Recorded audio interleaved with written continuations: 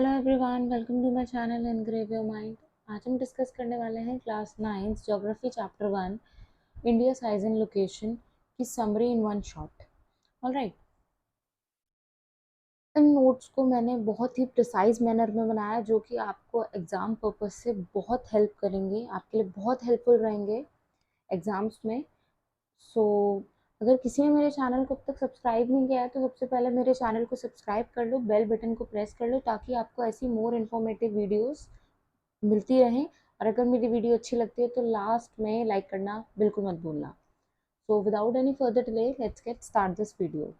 So the first topic is location. Location की बात अगर हम करें, इंडिया कहाँ पे लोकेट करता है? India is located in the northern hemisphere. India जो है नॉर्दर्न हेमिस्फेयर में लोकेट करता है। ये आपका 1 मार्क का क्वेश्चन बन जाता है एग्जाम में, ठीक है। नेक्स्ट आ जाता है पॉपुलेशन। इंडिया की पॉपुलेशन कितनी है? तो जो इंडिया की पॉपुलेशन है, अगर हम 2022 सेंसस के अकॉर्डिंग बात करें तो जो पॉपुलेशन है वो 139 करोड़ है। ऑलराइट, नेक्स्ट आ जाता है area. The area of India is 3.28 million square kilometre. तो जो एरिया है इंडिया का वो कितना है? 3.28 मिलियन स्क्वायर किलोमीटर है। नंबर ऑफ स्टेट्स कितनी है? 28। यहाँ पे मैं एक इंफॉर्मेशन ऐड कराना चाहूँगी, एक पॉइंट ऐड कराना चाहूँगी कि 29 स्टेट बनी है जो कि किस नेम से बनी है? तेलंगाना से। तेलंगाना जो है हमारी 29 स्टेट है। ऑलराइट, ये 2014 में बनी थी, हैदराबाद से अलग हुई थी और एक तेलंगाना न्यू स्टेट फॉर्म हुई थी। तो ये जो है हमारी 29th ऑफ स्टेट है तेलंगाना। नेक्स्ट आ जाता है यूनियन टेरिटरीज कितनी है? 9 टेरिटरीज है। Next, coast line of India marine. India marine की कोस्ट लाइन के बारे में हम डिस्कस करेंगे। तो the total length of coastline of mainland including Andaman and Nicobar and Lakshadweep is 7600.6 kilometre. तो यहाँ पे टोटल लेंथ बताई गई है कि टोटल लेंथ जो है कोस्ट लाइन ऑफ मेनलैंड किस चीज़ को इंक्लूड करके? अंडमान एंड निकोबार से लेके अगर हम बात करें, अंडमान एंड निकोबार से अगर हम लेके बात करें तो अंडमान एंड निकोबार एंड लक्षद्वीप को इंक्लूड करके जो एरिया है वो कितना है? 7616.6 किलोमीटर है, ठीक है। तो टोटल लेंथ बताइए कोस्ट लाइन की। ऑलराइट, नेक्स्ट आ जाता है, ये पूछ लेते हैं, ये जो एरिया है आपका 1 मार्क में आ जाता है कि कितना है। तो आप ये लिख सकते हो कि coast line of India marine is 7606 kilometre. उसके बाद आ जाता है स्टैंडर्ड मेरिडियन ऑफ इंडिया। तो जो स्टैंडर्ड मेरिडियन ऑफ इंडिया है वो कहाँ से पास हुई जाती है? पास होती हुई जाती है, वो जाती है मिर्ज़ापुर से। मिर्ज़ापुर कहाँ पर है? उत्तर प्रदेश में, ठीक है। तो it's taken as a standard time for the whole country. Okay, जो एक पूरी कंट्री के लिए एक स्टैंडर्ड टाइम को मेंटेन करके चलती है। ऑलराइट, इस पॉइंट में ये बताया गया है जो स्टैंडर्ड मेरिडियन ऑफ इंडिया है वो कहाँ से पास होती हुई जाती है? मिर्ज़ापुर से पास होती हुई जाती है इन उत्तर प्रदेश। मिर्ज़ापुर कहाँ है? उत्तर प्रदेश में, जो कि is taken as a standard time for the whole country. तो होल कंट्री के लिए वो एक स्टैंडर्ड टाइम को मेंटेन करती है। कौन? Standard meridian of India. Next आ जाता है लेंथ ऑफ इंडिया। इंडिया की लेंथ कितनी है? अब यहाँ पे हम थोड़ा सा डायरेक्शंस को डिस्कस कर लेते हैं। सभी को पता है कि 4 डायरेक्शंस होती है, मेन जो होती है 4 डायरेक्शंस होती हैं। ये होती है नॉर्थ, ये होती है साउथ, ये होती है ईस्ट और ये होती है वेस्ट, ठीक है। अब वो क्या पूछ रहा है? लेंथ। नॉर्थ से लेके साउथ तक का कितनी लेंथ है, मतलब ये जो लेंथ है ये कितनी है? तो वो कह रहा है फ्रॉम नॉर्थ कश्मीर से लेके टू साउथ कन्याकुमारी तक जो लेंथ है वो कितनी है? 3214 किलोमीटर। ये भी पेपर में पूछ लिया जाता है कि कितनी लेंथ है। तो 3214 किलोमीटर कहाँ से? कश्मीर से लेके कन्याकुमारी तक। नेक्स्ट आ जाता है width of India from east to west. अब वो पूछ रहा है ईस्ट से लेके वेस्ट तक की कितनी विड्थ है। तो गुजरात से लेके वेस्ट का, गुजरात कहाँ पड़ता है? वेस्ट में, और इधर क्या पड़ेगा? अरुणाचल प्रदेश, ठीक है। तो गुजरात से लेके अरुणाचल प्रदेश तक जो विड्थ है वो कितनी है, 2933 किलोमीटर। ऑलराइट, ये भी 1 मार्क में आपसे पूछ लिया जाता है। नेक्स्ट, इंडिया के नेबर्स कौन कौन से हैं, ठीक है। नेबरिंग कंट्रीज कौन सी होती है, एक बार हम ये मैप में डिस्कस कर लेते हैं, तभी आपको बहुत अच्छे से समझ आएगा। तो जो नेबरिंग कंट्रीज हैं वो क्या है, जो हमारी इंडिया की जो टेरिटरी है, जैसे ये आपको टेरिटरी दिख रही है, इससे जो टच होती हुई जो कंट्रीज हैं उन्हें हम क्या कहेंगे, नेबरिंग कंट्री। नेबरिंग वर्ड समझते हैं यहाँ पे, नेबर, नेबर कौन होता है, पड़ोसी। तो ये कौन है, पड़ोसी राज्य, ठीक है। तो चाइना जो है हमारा पड़ोसी देश है, ठीक है। तो इसी हिसाब से नेपाल भी हमारा पड़ोसी देश है, फिर आ जाता है भूटान, ये भी, बांग्लादेश, ये भी, ठीक है। जो हमारी इंडिया की टेरिटरी से टच होती हुई जो स्टेट्स और जो कंट्री है उन्हें हम क्या कहेंगे, नेबरिंग स्टेट्स और नेबरिंग कंट्रीज। ऑलराइट, म्यांमार, ठीक है, मणिपुर से अटैच है, मिजोरम से अटैच है। अब अगर इधर देखा जाए वेस्ट में तो पाकिस्तान, ठीक है, इधर अफगानिस्तान जो कि जम्मू एंड कश्मीर से है, ठीक है, समझ आए। तो इनको हम क्या कहेंगे, नेबरिंग स्टेट्स और नेबरिंग कंट्रीज। तो नॉर्थ की अगर हम बात करें, नॉर्थ डायरेक्शन में अगर हम बात करें यहाँ पे, तो नॉर्थ डायरेक्शन में कौन कौन सी पड़ती है हमारी, चाइना, नेपाल एंड भूटान, हमने मैप में डिस्कस करा था। नॉर्थ वेस्ट में अगर हम बात करें, 4 डायरेक्शन होती हैं, ये होती है नॉर्थ, ये होती है ईस्ट, ये होती है साउथ और ये होती है वेस्ट। तो नॉर्थ वेस्ट कहाँ पड़ेगा, इस तरफ पड़ेगा, इसे हम क्या करेंगे, नॉर्थ वेस्ट। ये क्या होगा, नॉर्थ ईस्ट। ऑलराइट, ये होगा हमारा साउथ ईस्ट और ये होगा हमारा साउथ वेस्ट। तो नॉर्थ वेस्ट की डायरेक्शन में कौन पड़ेगा हमारा, पाकिस्तान एंड अफगानिस्तान। अब अगर ईस्ट की बात करें, ईस्ट डायरेक्शन की, तो म्यांमार एंड बांग्लादेश, ये हमारे कौन होंगे, नेबर्स होंगे। Next, Sri Lanka and Maldives are 2 island, ये दोनों क्या हैं, 2 आइलैंड नेबर है। नेबर तो है बट आइलैंड नेबर है, ना स्टेट है ना कंट्री है।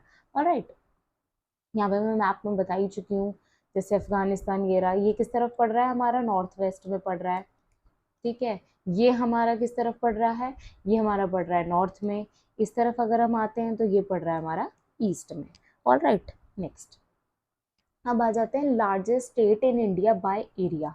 इसे भी हम थोड़ा मैप से समझ लेते हैं, ये आपके लिए बहुत अच्छा रहेगा, हेल्पफुल रहेगा, ताकि आपको एग्जाम के पर्पज से ना माइंड में बहुत अच्छे से बैठ जाएगा, ठीक है। क्योंकि पॉइंट्स तो और नोट्स तो आपको हर जगह अवेलेबल है, मगर मेन हमारा मोटो है कि आपको हर चीज़ समझ आए। ऑलराइट, तो अगर अब हम बात करें कि इंडिया में एरिया वाइज सबसे बड़ी स्टेट कौन सी है, तो इंडिया में अगर हम एरिया वाइज देखें तो सबसे बड़ी स्टेट है राजस्थान। और अगर इंडिया में हम एरिया वाइज स्टेट देखें जो सबसे छोटी है, जिसका एरिया सबसे कम है, तो वो कौन सी है, गोवा, ठीक है। गोवा सबसे स्मॉलेस्ट है और जो राजस्थान है वो लार्जेस्ट है। इट मीन्स इस स्टेट का सबसे बड़ा एरिया है राजस्थान का, इसका जो एरिया है वो बड़ा है और इसका जो एरिया है वो सबसे कम है इंडिया में, ठीक है। तो ये 2 नंबर तो आपके वैसे ही हो गए। यहाँ पे बोला भी हुआ है largest state in India by area, in terms of area Rajasthan, जो राजस्थान है वो क्या है, लार्जेस्ट स्टेट है इंडिया की। और अगर हम स्मॉलेस्ट स्टेट की बात करें इंडिया में एरिया के बेसिस पे, तो वो क्या है, गोवा है। अब ट्रॉपिक ऑफ कैंसर डिस्कस कर लेते हैं। ट्रॉपिक ऑफ कैंसर डिवाइड करता है कंट्री को ऑलमोस्ट इन 2 इक्वल हाफ। इसे भी हम मैप में एक बार समझ लेते हैं। अगर आप ध्यान से देखें, आपने कभी अगर मैप को देखा हो तो ऐसे करके एक लाइन सी जा रही होती है, ना एक लाइन इस तरीके से सेंटर से होती हुई जा रही होती है। मेरा तो थोड़ा अप्रोप्रिएट नहीं है बट सेंटर से जा रही होती है। तो ट्रॉपिक ऑफ कैंसर को हम इस तरीके से जस्टिफाई करते हैं कि ये एक हमारी कंट्री को 2 इक्वल हाफ्स में डिवाइड करता है। ऑलराइट, तो ये कौन कौन सी कंट्री है जिससे ट्रॉपिक ऑफ कैंसर पासिस होता हुआ जाता है, पास थ्रू होता हुआ जाता है, तो वो है पहली कंट्री गुजरात, मध्य प्रदेश, राजस्थान, झारखंड, त्रिपुरा, छत्तीसगढ़, मिजोरम एंड वेस्ट बंगाल। ये आपको लर्न करनी पड़ेगी, और अगर आप मैप में देख लेंगे स्टेट्स और कैपिटल आपको लर्न है तो आपको इतनी प्रॉब्लम नहीं होगी, it will be very easier for you, ठीक है। तो गुजरात से होती हुई वो वेस्ट बंगाल तक जाती है, ऑलराइट, मिजोरम तक जाती है। तो ये आपको थोड़ा सा देखना पड़ेगा मैप में। नेक्स्ट आ जाता है साइज ऑफ इंडिया, तो इंडिया जो है 7th लार्जेस्ट कंट्री है वर्ल्ड में, 7वीं सबसे बड़ी कंट्री है वर्ल्ड में। इससे पहले जो आती है 6 कंट्रीज और आती हैं इंडिया से पहले। तो अगर एरिया की वाइज बात करें, हम एरिया वाइज बात करें या साइज जिसका बताएं, तो इंडिया जो है 7th लार्जेस्ट कंट्री है। इंडिया का जो एरिया है वो कितना है, 32.8 lakh square kilometre. Alright, next है इंडिया टोटल एरिया। इंडिया का जो टोटल एरिया, अगर हम वर्ल्ड लेवल पे बात कर रहे हैं, तो इंडिया का जो टोटल एरिया है वो 2.4% है। ठीक है, जोग्राफिकल एरिया में अगर हम बात करें, वर्ल्ड बेसिस पे बात हुई है यहाँ पे। तो अगर जब हम वर्ल्ड बेसिस पे बात करें तो जो इंडिया का एरिया है वो कितना है, 2.4%। ऑलराइट, नेक्स्ट, लैंड बाउंड्री कितनी है इंडिया की, 15,200 किलोमीटर। राइट, नेक्स्ट है total length of coast line of the main land including Andaman and Nicobar and Lakshadweep island. ये हमें प्रीवियस स्लाइड में डिस्कस करा था कि इसका एरिया कितना है, Andaman and Nicobar and Lakshadweep island को इंक्लूड करके कितना है, वो है 7,516.6 किलोमीटर। तो ये आपको लर्न करना पड़ेगा, इसका तो मैं कुछ नहीं कर सकती। और ये 1 मार्क में क्वेश्चन आ जाते हैं, जैसे कि ये आ जाता है कि इंडिया 7th लार्जेस्ट कंट्री है, ये भी पूछ लेते हैं कि कौन से नंबर पर आती है हमारी कंट्री साइज के बेसिस पे। ऑलराइट, नेक्स्ट फिर आ जाते हैं इंडियाज लोकेशन। इंडियाज लोकेशन की अगर हम बात करें, इंडिया कहाँ लोकेट करता है, हमने फर्स्ट स्लाइड में डिस्कस करा था, नॉर्दर्न हेमिस्फेयर में लोकेट करता है। India's mainland extend between 8 degree 4 north and 37 degree 6 north latitude and 68 degree 7 east and 97 degree 25 east longitude. अब मैं यहाँ पे ये लैटिट्यूड और लॉन्गिट्यूड एक बार क्लियर कर देती हूँ जिनको नहीं पता है। लैटिट्यूड अगर आप देखें, लॉन्गिट्यूड से डिस्कस करते हैं पहले। लॉन्ग वर्ड सुना है ना आपने, लॉन्ग मीन्स लंबा, तो लॉन्ग से हम क्या, लॉन्गिट्यूड, ठीक है, जो लेंथ में आ रहा है। दूसरा क्या बचा, लैटिट्यूड। जब भाई, ये तो कॉमन सेंस है ना, अगर एक लॉन्ग में जा रहा है तो दूसरा क्या आएगा, लैटिट्यूड ही होगा। तो ये आप ध्यान रख सकते हो, इससे आप कंफ्यूज नहीं होगे कि लॉन्ग से क्या बनेगा, लॉन्गिट्यूड, और जो ये बचा ये क्या है, लैटिट्यूड। तो एक्सटेंड कहाँ से हो रहा है ये, 8 डिग्री 4 नॉर्थ से और 37 डिग्री 6 नॉर्थ लैटिट्यूड से, और इधर 68 डिग्री 7 ईस्ट से एंड 97 डिग्री 25 ईस्ट लॉन्गिट्यूड से। ऑलराइट, नेक्स्ट आ जाता है India position in the world on the basis of area. India की पोजीशन क्या है एरिया के बेसिस पे। अभी हमने डिस्कस करा कि इंडिया की जो पोजीशन है वर्ल्ड लेवल पर एरिया के बेसिस पे, अगर हम बात करें कि कहते हैं ना कि किसका कितना बड़ा एरिया है, तो एरिया के बेसिस पे हम बात करें तो इंडिया जो है 7th लार्जेस्ट कंट्री है। Alright, on the basis of area. अब इससे ऊपर जो 6 कंट्रीज है उनका यहाँ पे हमने जिक्र किया है कि जैसे फर्स्ट क्या है, पहली कौन सी कंट्री है, पहली कंट्री है रशिया, दूसरी है United states of America, third है हमारी कनाडा, फोर्थ आती है हमारी China and fifth one is Australia and the sixth one is Brazil, और 7 नंबर पे तो आपको पता ही है हमारा इंडिया। ठीक है, तो फर्स्ट नंबर पे रशिया, सेकंड नंबर पे United states of America, third number पर कनाडा, फोर्थ पे चाइना, फिफ्थ पे ऑस्ट्रेलिया एंड ब्राजील। इन सब का एरिया जो है इंडिया के एरिया से बड़ा है। ऑलराइट, नेक्स्ट आ जाता है इंडिया एंड द वर्ल्ड। अब इंडिया एंड द वर्ल्ड की बात करते हैं। यहाँ पे Indian land mass is centrally located between west and east Asia. India कहाँ पर लोकेट करता है, वेस्ट और ईस्ट एशिया के बीच में। ऑलराइट, नेक्स्ट आ जाता है डेक्कन पेनिनसुला हेल्प। जो डेक्कन पेनिनसुला है उसने हेल्प किया था इंडिया को कि वो स्टैब्लिश करे, अपने कॉन्टैक्ट बनाए। किस किस के साथ कांटेक्ट बनाए, वेस्ट एशिया के साथ उसने कांटेक्ट बनाने में हेल्प करा था, किसने, डेक्कन पेनिनसुला ने। अफ्रीका के साथ, यूरोप के साथ, साउथ ईस्ट के साथ एंड ईस्ट एशिया के साथ, मींस इन कंट्री के साथ उसने कांटेक्ट स्टैब्लिश करने में मदद की थी इंडिया को। किसने मदद की थी, डेक्कन पेनिनसुला में। ये 1 मार्क में पूछ लिया जाता है। ठीक है, डेक्कन पेनिनसुला का जिक्र आ जाता है कि कौन सी किसने हेल्प करी थी इंडिया की कि वो कांटेक्ट अपने रेज कर सके या फिर अपने इस्टेब्लिश कर सके, और या फिर ये भी पूछ लेते हैं कि कौन कौन सी कंट्रीज के साथ डेक्कन पेनिनसुला ने हेल्प करा था इंडिया को कि वो अपने कॉन्टैक्ट को स्टैब्लिश कर सके। ऑलराइट, नेक्स्ट आ जाता है India contact with the world विया लैंड रूट। अब देखो सीधी सी बात है, हम सबको पता है, हमने पढ़ा भी है हमारे लिटरेरी सोर्सेस के थ्रू कि जो रूट कि जो कॉन्टैक्ट था, या जो हम कहे कि जो ट्रेड होता था वो लैंड रूट भी होता था हमारा, और मैरीटाइम कॉन्टैक्ट भी थे। मतलब कि हमारा जो इंडिया का जो कनेक्शन था वो लैंड रूट से भी ट्रेडिंग करता था और सी के थ्रू भी वो ट्रेडिंग करता था। तो वो यहाँ पे इस पॉइंट में वो ये कहना चाह रहा है कि जो लैंड रूट है वो ज़्यादा थे मैरीटाइम कॉन्टैक्ट। इट मीन्स कि इंडिया का जो कॉन्टैक्ट था वो लैंड रूट से ज़्यादा था मैरीटाइम कॉन्टैक्ट से। समझ रहे हो, इससे ज़्यादा इसका कॉन्टैक्ट था। ऑलराइट, इंडिया के जो कॉन्टैक्ट थे वो ज़्यादा किसके साथ थे? लैंड रूट्स के साथ। इट मीन्स अगर वो कहीं भी कुछ भी करता था तो लैंड रूट का यूज़ करता था। नेक्स्ट आ जाता है, India has contributed a lot to the world. India ने बहुत कॉन्ट्रीब्यूट करा है वर्ल्ड को। ठीक है, किन किन फॉर्म्स में मदद करी है इंडिया ने, कैसे उसने वर्ल्ड को एनलाइटन किया है। ठीक है, तो इसमें आ रहा है फॉर्म्स ऑफ आइडिया। बहुत सारे आइडियाज से उसने वर्ल्ड को एनलाइटन करा है। बहुत सारी फिलॉसफीज ऐसी हैं जिससे वर्ल्ड एनलाइटन हुआ है। फिलॉसफीज जैसे कि उपनिषद्स हो गए हमारे, रामायणा हो गई, पंचतंत्र हो गए।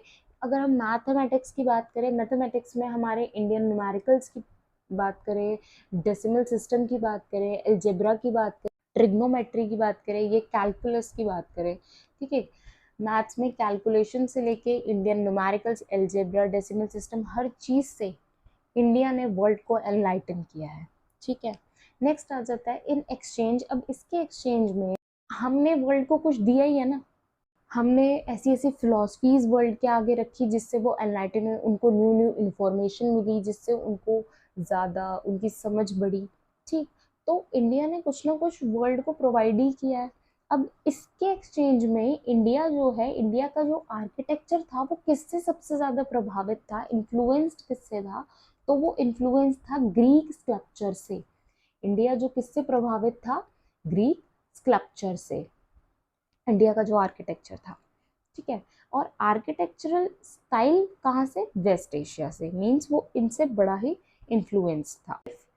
आज की वीडियो में सिर्फ इतना ही। अगर आपको मेरी वीडियो अच्छी लगी हो तो प्लीज़ मेरी वीडियो को लाइक करें, मेरे चैनल को जितना हो सकता है उतना सपोर्ट करें, और thank you so much for supporting my channel. आपके सपोर्ट से मुझे बहुत हिम्मत मिलती है आगे वीडियोस बनाने के लिए। मिलते हैं नेक्स्ट वीडियो में। Till then bye bye, take care.